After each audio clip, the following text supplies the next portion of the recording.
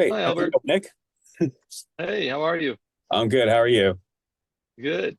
All right. Well, On Fire was such a great film. I loved how dramatic it Oh, was. It was so intense, and I just kept wondering what was going to happen next. And overall, great job on the film. oh, thank you. It sounds like, I mean, that you can't ask for more than to have somebody say they love the film, and that it held your attention with I feel like that was the intent is to create a tense film like and put people through the experience of as closely as possible. I mean, through the experience of actually having to survive a forest fire. Yeah. So my first question is, what propelled you to write this film and direct it as well? Well, when it was around 2017. There was a lot of forest fires happening, be it Paradise or 2017, the Malibu fires. And I was like camping with my sons, and I was like trying to figure out like, okay, what's the evacuation route if there were a fire down the road, what the heck are we gonna do? Because there's only one road out of here. Yeah. And I was just like, holy camole, that's scary, you know, because we would have what would we do? Run over the other side of that next hill over there, or go hide in the lake, or I would probably opt to go hide in the lake, to be honest with you, even though that could still get way too hot, you know. But that's where it really started. And so I wrote a treatment. And it was a treatment that was a little bit maybe undoable for a lower budget. And then I adapted that by, after doing some research, and I wanted it to just be more of just a family, an all-American family. And so I wrote a treatment, and this all went incredibly fast. The financiers said, "Oh yeah, we love it." And so I'm like, Ron, my co-writer Ron Peer, um, hey, can you? I'm in pre-production over here. We're gonna start this like really quick because we got to do it before winter. Can you do a first draft off this treatment in like 2 weeks? And he's like, yeah, sure. And so he did a first draft, and then we kind of bounced back and forth on continuing to polish it, up until the shoot, or even during the shoot. You end up still working on the script, but Yeah. that's where it all started. Yeah. And this movie has an excellent cast. Peter Facinelli was awesome as the father. Yeah. Fiona Dourif as the mom, Asher Angel, everyone knows him now from Shazam. He did a great job. And of hmm course, you got a legend in Lance Henriksen. What was it like working with these four? Oh man, it it was really great.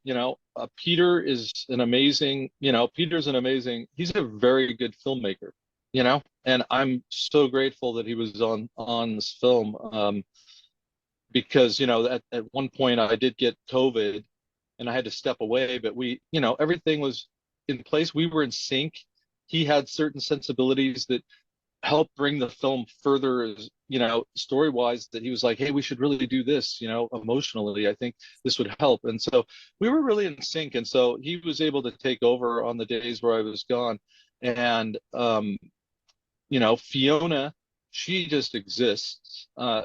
She doesn't, I mean, I was really blown away, like how real she is, and I asked her, like, so because some actors like to watch themselves and stuff and analyze how they are, and I'm like, do you want to see it? And she's like, nope, never watched myself. And I'm like, shut up, you never watched yourself, not even like finished films or anything? She's like, no, I've never watched myself.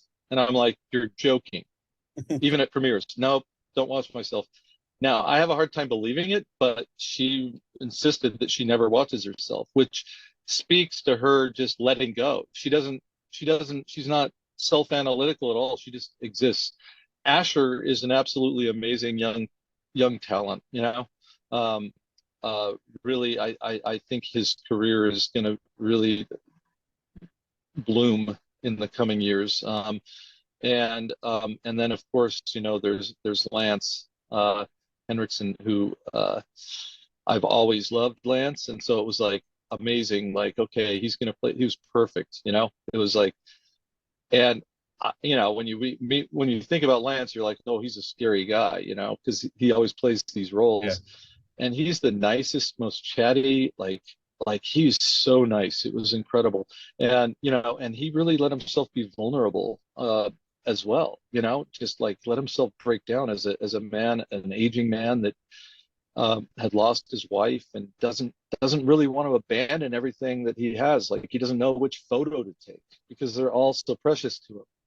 Yeah, exactly. I mean, I saw Lance 2 years ago at a convention, and as you said, he's like the nicest guy. He came up on the stage, he did a Q&A, and he answered everyone's questions right, and he just like totally into like whatever he does. It's clear that he's one of these actors. He'll do any role because he just likes doing, he just loves doing it. He loves the craft. And that's Right. that's why I like that's why like you put him in anything, it will work. Doesn't matter if it's like the cheesiest Yeah. thing imaginable. Like he will And still somehow up the ante with it. right. And I mean, by this one, a lot of times people don't want to let themselves go and be that frail. And he had no problems with that. He became the character. Yeah, exactly. So how long did shooting take? And besides you ending up with COVID and Peter taking over, what were other challenges that you had to face during production? Well, I mean, it was about a 19-day schedule, so extremely fast. The challenges are that, who takes on a fire disaster film without, millions of dollars. But so one of the challenges was how to do that realistically, to make it look real, and to do it on a budget, and without very much time. And so, I've had a lot of experience doing disaster films on a lower budget, and and creating that environment, creating, explosions, wind effects, storms. And I was like, okay, how do I do this? But when I wrote it, I was like, can I pull it off? Can we pull it off? And so I did some tests with fog and with light, um, and I was like, yep, this can happen. And I did all sorts of tests. I was like, how can I do fire without actually having fire? So I'd even like gotten fans underneath things and blowing them up into the air and putting light on them to see if it would look like fire burning, which we didn't end up having to do because, also incorporating part of the big master plan was to incorporate and to use visual effects.